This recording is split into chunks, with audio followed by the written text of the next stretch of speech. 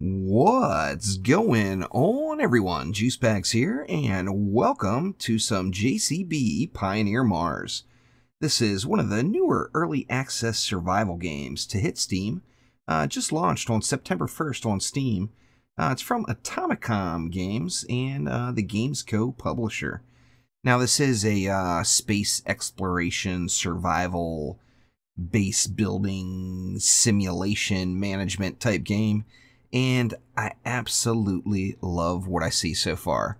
Now, with that in mind, a couple important things to note is it is not only early access, but it is very new to early access. Currently, the only game mode available is Extreme. So, hardcore, nonstop, oh man, look out, is the only game mode we offer. And, you know, it's all good. That's what we got. So let's go ahead and hop on in and get things started. Now, this is not a first look. I have popped in and kind of tooled around a little with the game. Being on the extreme hardcore mode, it does make it so it's a bit challenging. You got to watch your P's and Q's, as bad things will happen to you. Of that, there is no doubt. And here we go. The year is 2067. I have volunteered to be deployed to an unmanned section of Mars. How nice of me. My mission, survive and colonize. Of course, survive being the key word there. Not all missions proceed as planned. Indeed. Now we're going to start off with quite a bit of voiceover work here from our automated helper gal. That is very, very helpful, I must add. Telemetry shows a critical impact during descent. Rebooting life support systems. Oh, thank you. Please scan surroundings for materials critical for survival. Success. Scanners confirm the existence of a potential life support system.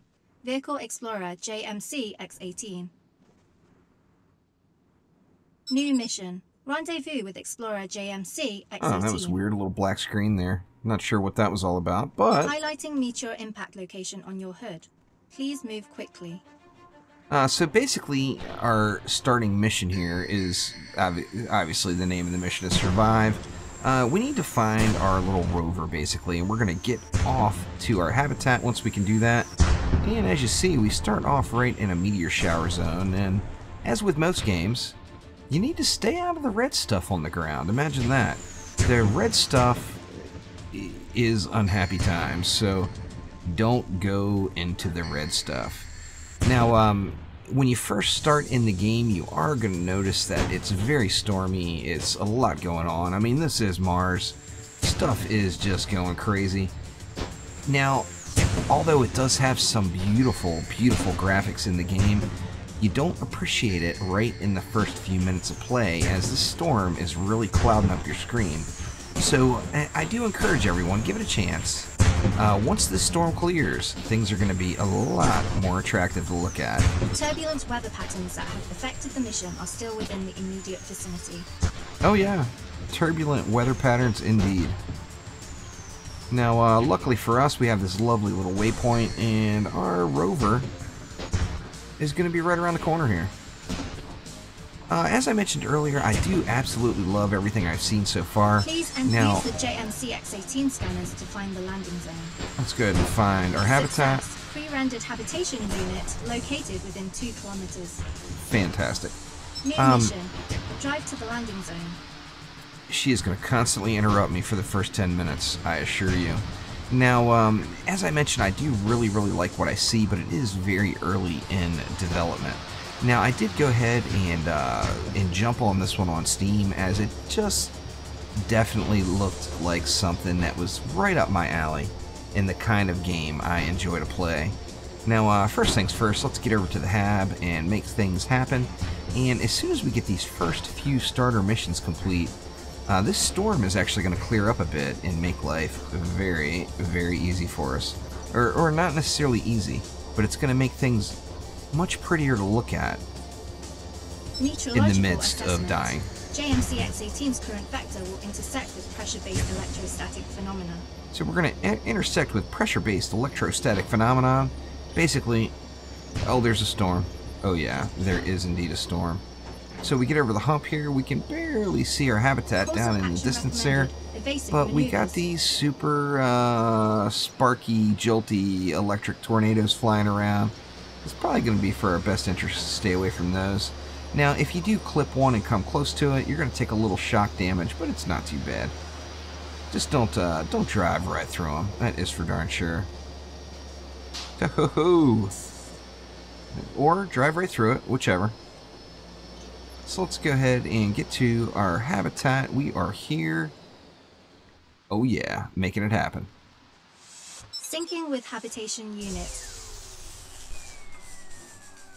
HAB telemetry indicates damage occurred at approximately the same time as your interrupted descent. Terrible. How terrible. New mission. Restore the habitation unit to full working order. Alright, so as we see, we've got no oxygen. Our oxygen meter is ticking down, so we got to figure out what's up here. And starting off, we've got these two solar panels over here. We got to check these guys out as there are issues. So let's go on over and take our little picture for Robo Girl there. And one thing you will note, all missions are going to basically require returning to the habitat. Get back to the habitat, you'll get your mission completion. Analysis shows that the first solar panels require repair. Gather supplies and prepare for a second EVA. You betcha. Equip the nanotech repair rifle. Alright, let's pick up a repair rifle. Solar device, Alpha 1. And let's head back on out and get this bad boy repaired. As you see, that is the damage we took on our vehicle. We're not going to worry about that yet. But let's get these solar panels repaired up, as you got to have the juice, or you just can't continue on.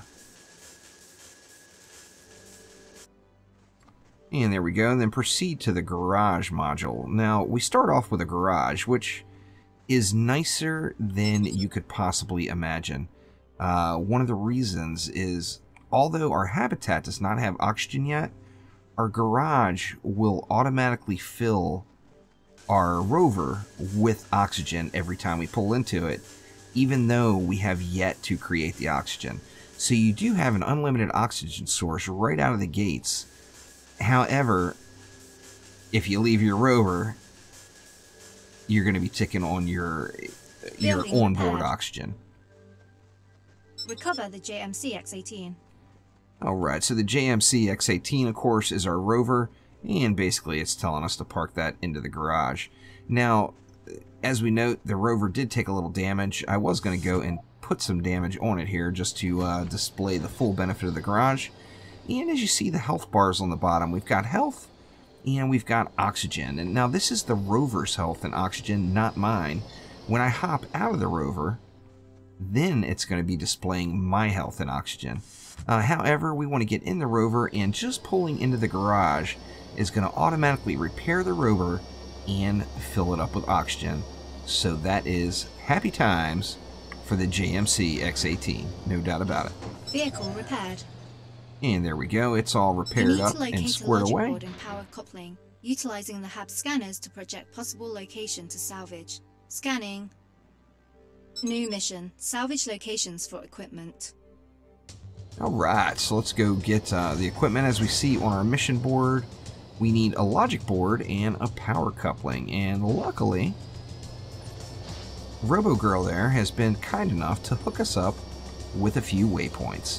Now, at any time, whether you're in the vehicle or not, you can hit T and scan the area, and it's going to show you anything in the immediate area as far as crates and whatnot. However, we just need to get over this way. Now, as we see, we've got a warning. We are near a level 5 radiation zone and a level 3 geyser. Now, you're going to get two types of warnings. You're going to get near and you're going to get in. Obviously, in is worse than near. So if it pops up and says you're in a radiation zone or corrosion zone or whatever the case is, you definitely want to just get the heck out of there and get yourself to the point where, ideally you're not near or in. However, let's get our first piece here.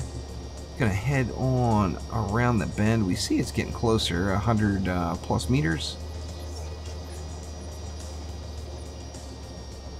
And let's go grab our first item.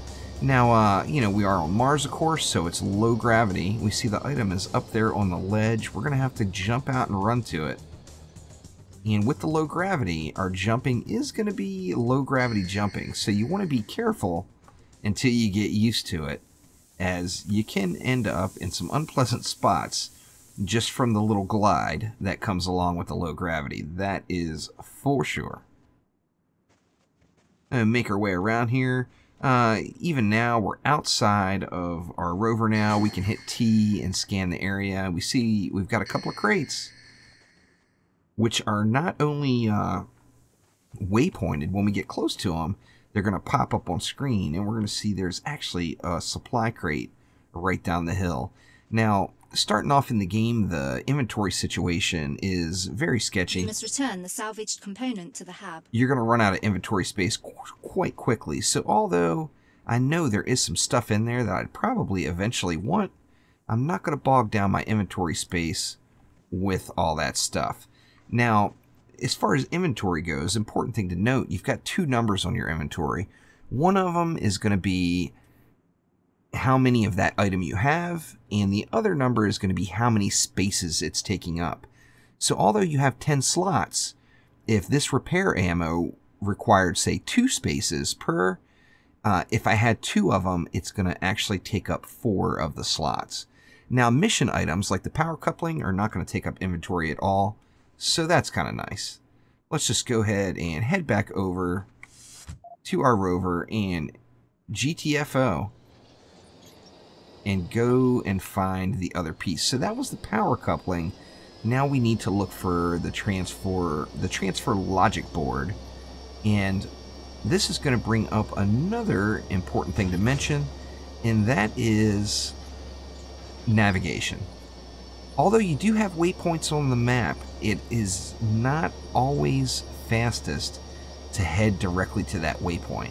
Now, some cases it will be, but remember, this is Mars, and it's got a very harsh terrain and can be extremely rough to find your objective. So there's going to be cliffs, there's going to be valleys, there's going to be ravines. The direct path is not always the path to take. So just keep in mind that. Now, of course, the area is going to be the same every time we log in. So we do want to be careful to learn some of the important, the important spots throughout that will allow us to navigate a little bit easier. Now, if we see here, it shows that the objective is 300-ish meters away, straight ahead. However, as we get closer to it, we're going to see that that objective is actually underground. So we're going to head to the local quickest cave entrance. We see the objective there now down underground. And one of the easiest ways to identify the cave entrances is not every time, but a lot of times there's going to be another supply crate sitting out at the open. So anytime you do see a supply crate laying around, it might be a good idea to go check it out. F to toggle on the flashlight to help our way through the darkness on some of these situations. And we see our O2 is dropping. It's getting low, and I will touch on that in just a moment when we get back to the habitat. But let's go in here and get this logic board and get it back over to the hab. Just about there. Of course, we got the low gravity, so feel free to go big and catch as much air as possible at every given situation. Alright, so let's see if we can get around there. Of course, we got baddie juice down there. Stay away from the baddie juice. And see if we can't get out of the cave without derping off one of these cliffs. Seems like we're going to make it. So far, so good anyway. As I mentioned earlier, I really like what I see. Now, early access, lots of bugs, comes along with kind of being right in on the ground floor of early access. And, I'm really, really stoked to see what this game turns into as it seems like a fun survival game. Obviously, who doesn't like the space aspect of it and the base building aspect of it? And I really want to see how this game comes along. Now, I did decide to go ahead and start this series on the channel. I'm sure there will be many, many more seasons of JCB Pioneer. However, you know, obviously the updates need to come, and I need to learn the ins and outs of the game. Being hardcore right out of the gates does not help a ton. Now, we see our oxygen on our rover is down to, what, 80%-ish again? Let's go ahead and pull back into the garage, and back to full. Very nice. So the garage is going to auto-repair and auto-refill the oxygen. Now, when we hop out, we're using our onboard oxygen. To install the salvaged component. If you come over to these containers here, you're going to have two very important containers. First of them, one is going to be, as you see, repair material. This is actually the ammo for our repair gun. So you're always going to want to make sure you have some of that. This other box is small oxygen canisters. So if we go ahead and take one of these oxygen canisters and drag it up to our hotbar, we can then just use those canisters right off the hotbar to refill our oxygen. Now, an important thing to mention or to note about the funky saves is every time you log back into the game, these two boxes are going to be full again. So essentially, you have an unlimited supply of these small oxygen canisters and an unlimited supply of the repair ammo. And as with all missions, they're going to end up in the hab. This one actually involves the hab, so let's go ahead and get it rolling here. Okay, I to access the inventory. Now, all we need to do, we don't have to actually physically install these. We're just going to drag them over and throw them into the inventory. They're going to turn green and then disappear, showing that they're installed. Repairs complete. Systems online.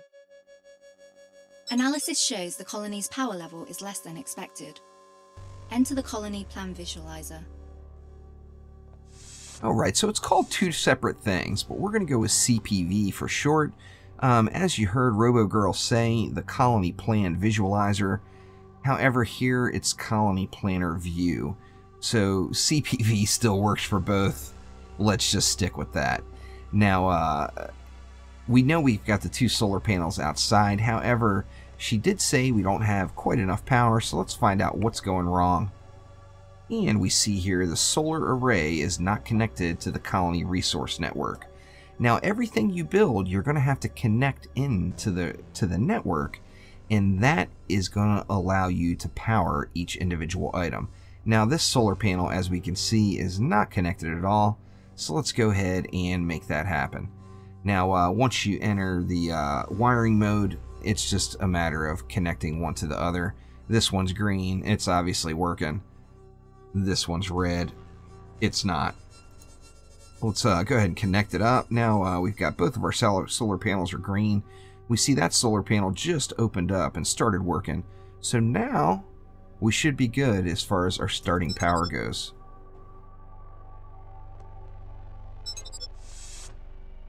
Alright, she's not going to talk to us here apparently, but we basically, to continue on, we need to upgrade our vehicle.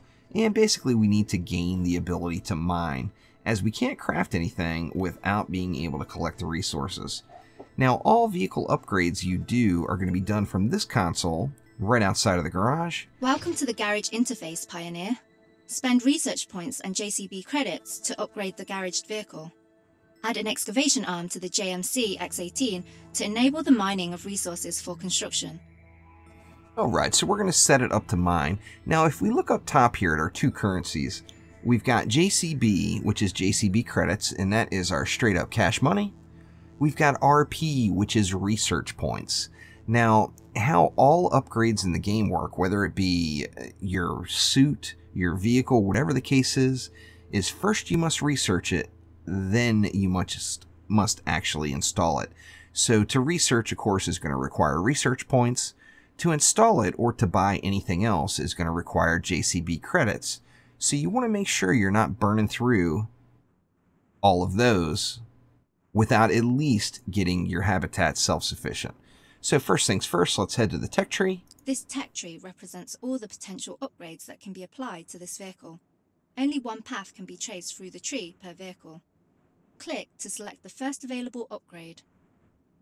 Alright, so if we go ahead and click this first upgrade, selected, a summary is shown. Spend research points to research this vehicle upgrade.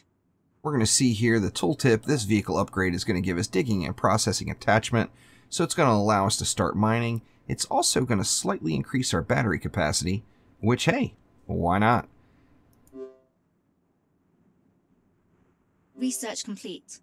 This upgrade can now be applied to any JMC X18. Apply it to this one. Now we do see that our research is done, so we do have the basic upgrade. This one is part of the tutorial, so the cost on it for JCB credits is 0.